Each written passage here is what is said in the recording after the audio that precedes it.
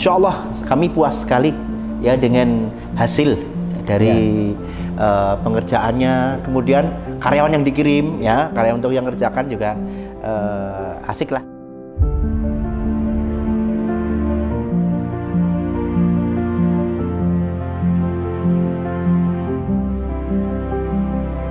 Pondok pesantren usia senja Gua Hiro ini boleh jadi yang pertama di Indonesia, boleh jadi menurut para sesepuh. Beliau itu mengedukasi kami, ya kan? Jadi pembeli itu diedukasi, sehingga kami yakin apa yang kami beli itu amanah dan berkualitas.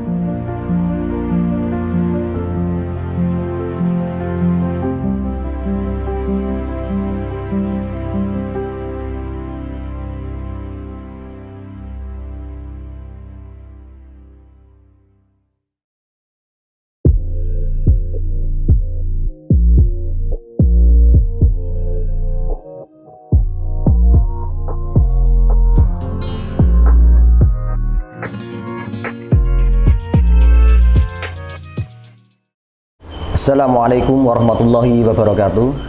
Waalaikumsalam warahmatullahi wabarakatuh. Saya Doni Kurnawan dari PT Anugrah Kubah Indonesia. Alhamdulillah malam ini saya berada di Masjid Lailatul Qadar Pondok Pesantren Usia Senja Gua Hiro, Kalibawang, Kulon Progo. Dan alhamdulillah malam ini saya bersama Ustadz Anan selaku pimpinan yang ada di sini. Sedikit nanti saya ingin ngobrol-ngobrol santai dan berbincang sedikit. Nanti juga ada sedikit pertanyaan dari saya, Ustadz.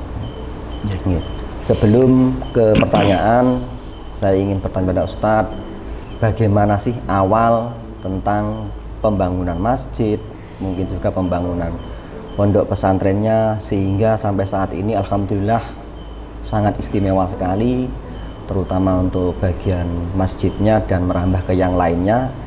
Kalau saya pribadi melihat di sini seperti wisata religi. Nah, itu Ustaz. Monggo Ustaz dijelaskan bagaimana awalnya seperti itu. Oke. Terima kasih. Bismillahirrahmanirrahim. Assalamualaikum warahmatullahi wabarakatuh. Waalaikumsalam warahmatullahi wabarakatuh.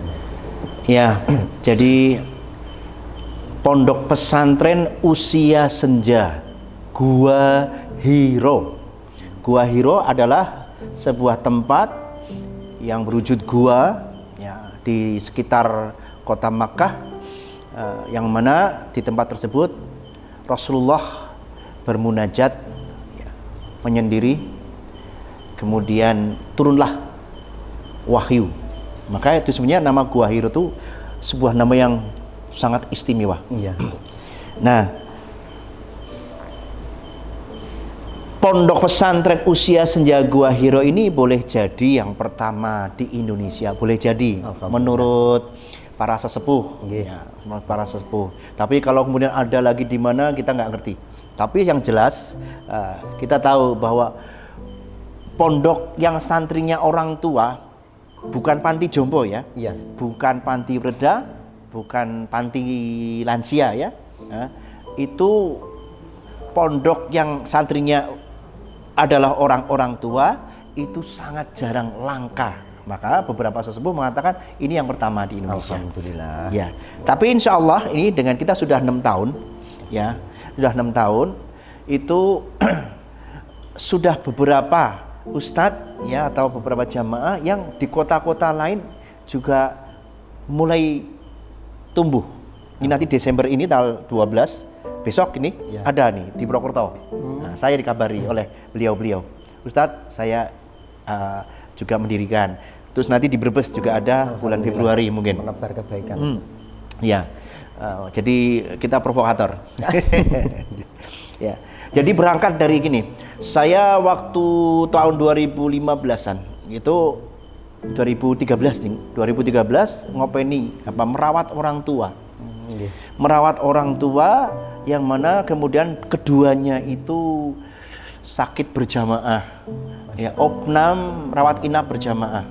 Nah, saat itulah saya yang tadinya pengen nanti sesudah pembangunan Masjid Gua Hiro di Iya. Bantul selesai, insya Allah akan Bismillah mau bikin pesantren, tapi waktu itu masih anak-anak ya sama-sama ya, umumnya. Tapi ternyata kemudian dengan saya berjalannya waktu, saya merawat kedua orang tua, terus saya punya pemikiran, terinspirasi.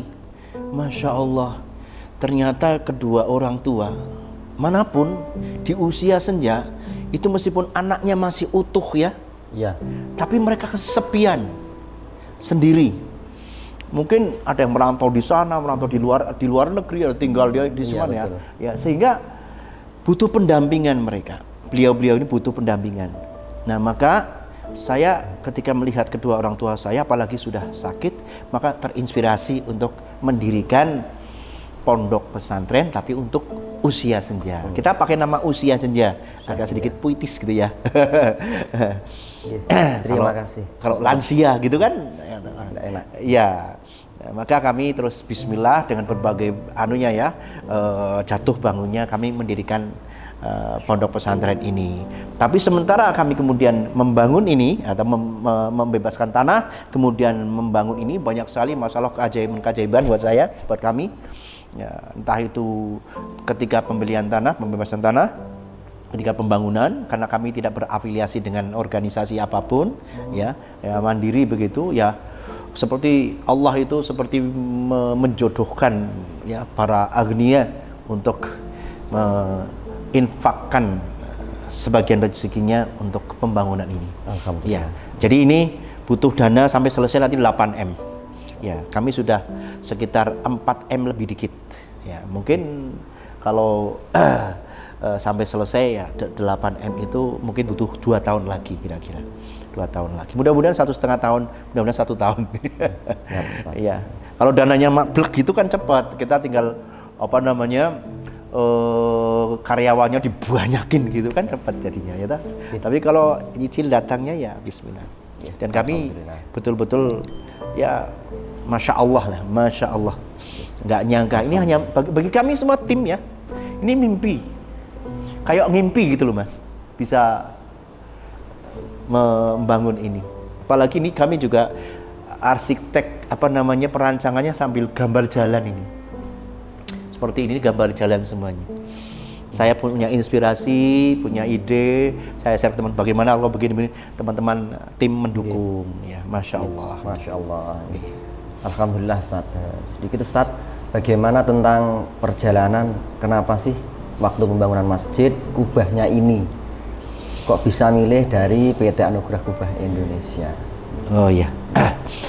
Jadi saya memilih PT Anugerah Kubah Indonesia itu saya mencari-cari. Ya terus terang mencarinya ya di sosmed ya, di googling lah, browsing. Ya kami sempat bertanya ke beberapa yang lain. Beberapa yang lain. Tapi kemudian ketika kami nyangkut ke Anugerah Kubah Indonesia, Kubah ya, di Kubah. Kediri kan? Iya, Ustaz. Kemudian kami berkomunikasi, baik lewat WA, akhirnya kami milih dan kami langsung belum punya uang loh, uangnya belum ada loh, benar belum ada. Kita nyewa mobil ya, gimana namanya charter rental. Terus jalan saja. Wah teman-teman, ini semuanya kita beli. Baik. Iya. Wes ke sana. Kita langsung menuju ke sana, nginap semalam karena sampai sana maghrib ya. Nginap semalam. Besoknya kita langsung ke tempat panjenengan ya. Di area mana itu ya? Di Ngadiluih Jawa Timur. Ngadiluih ya. Namanya. Nah, itu Masya Allah, kemudian kami melihat pabriknya dan sebagainya ya, diantar oleh Kakanda owner Pak Wahyu Agus Aryadi. Kakandanya Pak Andi. Andi ya. Nur Setiawan. Masya Allah, ya Pak Andi diantar. Nah, udah kami langsung positif pesannya di sini. Waktu itu alhamdulillah dalam perjalanan saya nge-share ke jamaah saya mau cari kubah itu Ya ada aja jamaah yang butuhnya berapa Tat? Gitu kan. Alhamdulillah. Maka ketika kami perskot DP itu pagi itu di rekening sudah ada. Berangkatnya 0. Itu luar biasa. Alhamdulillah. Begitu saya pesan ya, dan saya melihat ininya juga beliau itu mengedukasi kami. Siap. Ya kan? Jadi pembeli itu diedukasi. Sehingga kami yakin apa yang kami beli itu amanah, Ustaz. Ya, amanah dan berkualitas.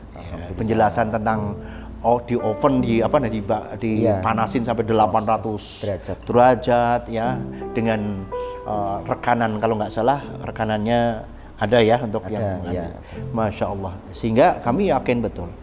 Sebetulnya kalau dari sisi kemampuan ya, untuk beli kubah sebesar ini ya kami sebetulnya gentar, terutama tim. Kalau saya sih nggak pernah gentar sebetulnya. Itu pun kemudian ya dalam 2 minggu dana yang dibutuhkan terpenuhi. Alhamdulillah. Ya, maka Masya Allah. Nah karena terpenuhi, ya namanya nafsu kan nggak pernah, bukan nafsu ini kan, insya Allah baik ya. Karena ukurannya waktu itu agak pendek sehingga menyerupai wajan, ya, wajan kayak gini, ya. Kurang tinggi. Ya. Terus saya berhubungan kalau kadang-kadang Pak Reza, coba kalau dinaikkan tuh pantasnya berapa? 75 lalu berapa? 75 apa 1 meter? Ternyata 75 udah membentuk kayak kubah Al-Aqsa itu. Ya kan kayak sekarang itu. Yeah. Kalau 75 cukup, oke 75 saja. Nambahnya berapa waktu itu? 45 juta apa 40 ya? Jadi 176 sekian. Itu aja udah didiskon. Ya. Akhirnya alhamdulillah bismillah kita beli. Alhamdulillah Ustaz. Terima kasih sudah mendatangkan kepada PT Anugerah Kubah Indonesia. Insya Allah kubah masjidnya itu berkualitas dan bergaransi resmi. Insya Allah kami puas sekali ya dengan hasil dari pengerjaannya. Kemudian karyawan yang dikirim ya, karyawan untuk yang ngerjakan juga asik lah kalau kesini. Terkait ini Ustaz, pemasangannya, terus keindahan baik di luar, terus yang ada di dalam, dan tentang juga tim yang kita kirimkan. Insya Allah juga mereka soleh-soleh. Alhamdulillah, Masya Allah. Ya itu kunci dari amanahnya sebuah pekerjaan. Iya, karena orang-orang yang soleh itu mandurnya, pengawasnya langsung Allah kan. Alhamdulillah. Masya Allah. Okay.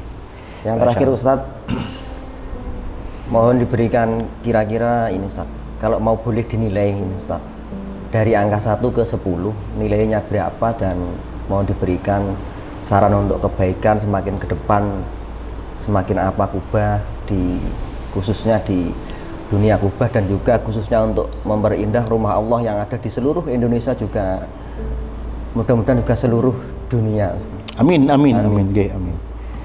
Nggak boleh sampai 15. Oh, boleh. 1 sampai 10 kan? Iya. Saya pengennya memecah rekor gitu loh. Oh, boleh.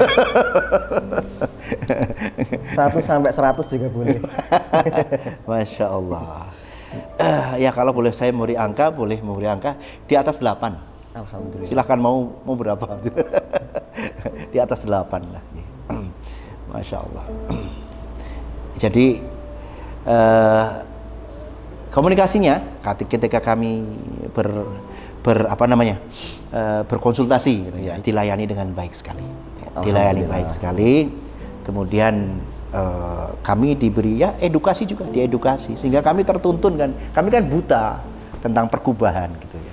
Sehingga kami bisa diarahkan ke yang terbaik dengan yang insya Allah harga juga terjangkau ya. Alhamdulillah. Kalau membangun rumah Allah sih semuanya terjangkau. Berapapun insya Allah. Awalnya memang nggak terjangkau, tapi begitu tiba masanya membayar terjangkau gitu. Allah Maha Kaya. Maha Kaya Allah. Masa membiarkan hambanya yang sedang membangun rumahnya dibiarkan betul, terlunta-lunta mencari dana atau tidak punya dana. Masya Allah. Dan itu sudah terbukti untuk Gua Hiro. Alhamdulillah. Masya Allah. Terima kasih Ustadz, demikian bincang-bincang pada malam hari ini dengan Ustadz Anan, dan mudah-mudahan apa yang kita sampaikan ini bermanfaat khususnya untuk semuanya, dan mudah-mudahan Allah memudahkan proses pembangunan yang ada di sini untuk semuanya. Dari saya sendiri jika ada kurang lebihnya mohon maaf Ustadz. Saya akhiri. Assalamualaikum warahmatullahi wabarakatuh. Waalaikumsalam warahmatullahi wabarakatuh.